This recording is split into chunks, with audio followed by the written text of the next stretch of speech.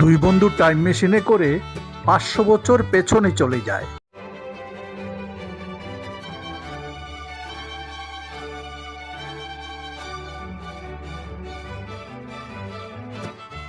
এ কোথায় নিয়ে এলে বন্ধু?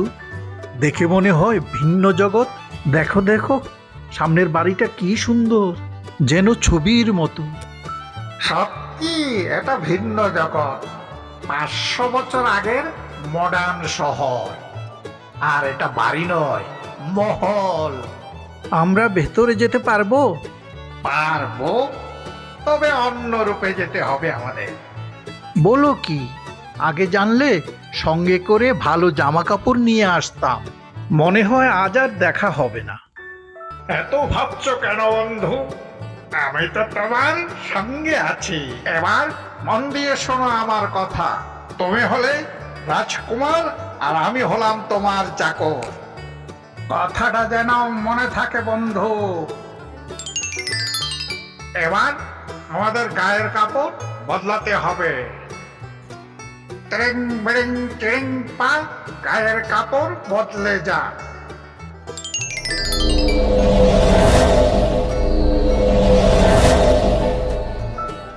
আচ্ছা, এখানে লোকে বাংলা ভাষা বোঝে? এ নিয়ে তোমাকে ভাবতে হবে না, আমি ওদের ভাষা জানি। চলো এবার সোজা মহলের ভেতর ঢুকে পড়ি।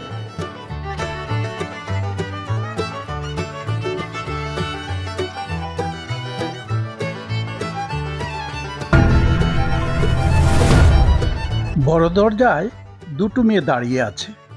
এখানে অনেক মেয়ে ডান্স করছে। এটা কি মেয়েদের রাজ্য? আমারও তাই মনে হচ্ছে। চলো তবে রাজ দরবারে যাই, সব কিছু পরিষ্কার হয়ে যাবে।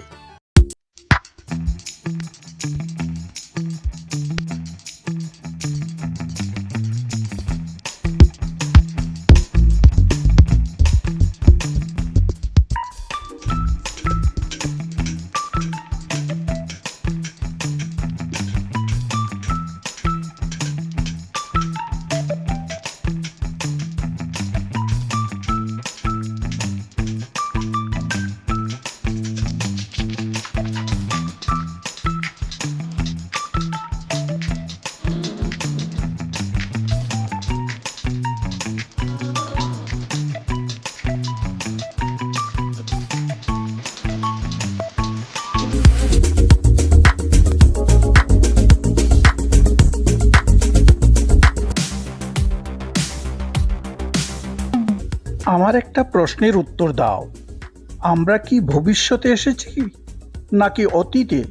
৫০০ বছর পেছনে চলে এসেছি বন্ধু। কেন জিজ্ঞেস করছো? খেয়াল করেছো, কেউ আমাদের সাথে কথা বলছে না, তাই একটু সন্দেহ হচ্ছে। মনে হয় এই দেশে এইভাবেই স্বাগতম জানানো হয়। চলো এগিয়ে যাই। মহলের ভেতর দিয়ে কিছু দূর যাওয়ার পর একজন সৈনিক এসে জানতে চায়, কোত্থেকে এসেছেন আপনারা? দয়া করে আপনাদের পরিচয় দিন। চাকদুম তখন এগিয়ে এসে বলে, উনি অচিন দেশের রাজকুমার, আর আমি ওনার দেহরক্ষী।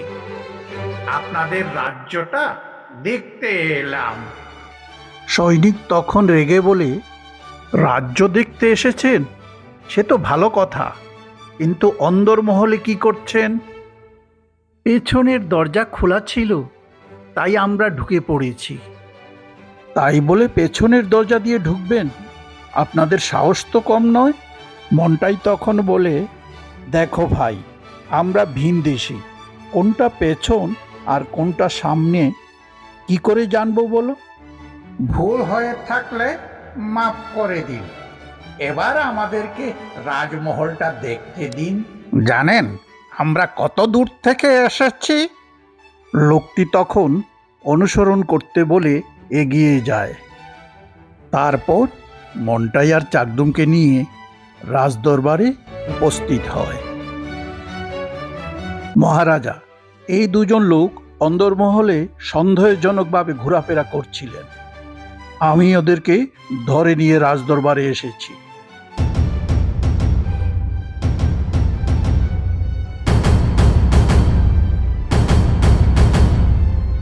রাজা পরিচয় জানতে চাইলে মন্টাই তখন বলে, আমি রাজকুমার মন্টাই, ও আমার দেহরক্ষী।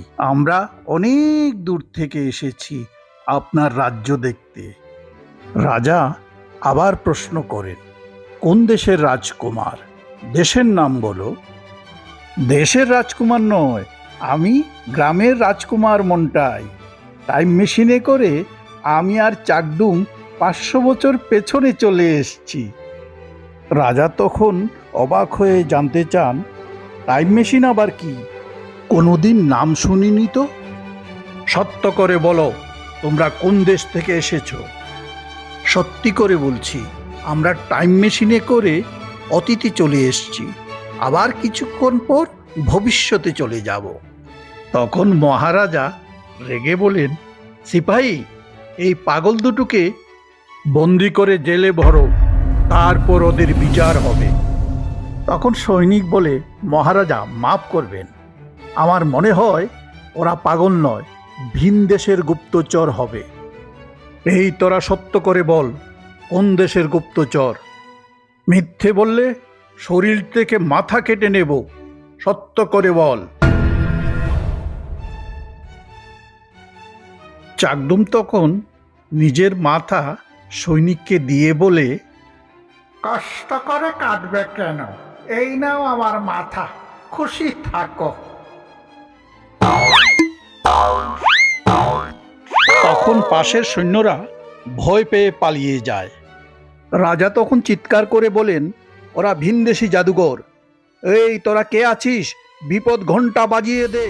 মহারাজা, ভয় পাবেন না, আমরা শত্রু নয়, আমরা আপনার বন্ধু। বিশ্বাস করুন, আমি ভবিষ্যতের ভূত আর ও ভবিষ্যতের মানুষ। রাজা তখন রেগে গিয়ে বলেন, আমার সাথে চালাকি? গ্রামের আবার রাজা হয় নাকি? দেখাচ্ছি মজা তোমাদের।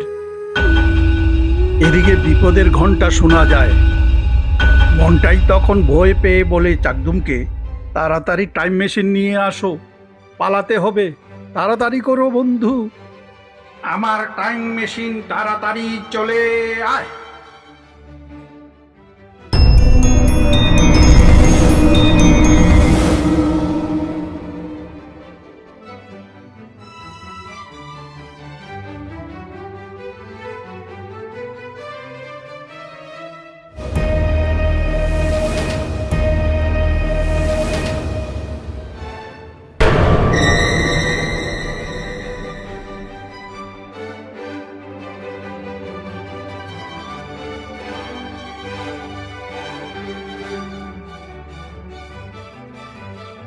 ওরে বাবারে, মরতে মরতে বেঁচে গেলাম শুধু তোমার বোকামির জন্য।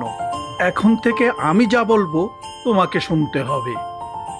চলো এখন বাড়ি যাই।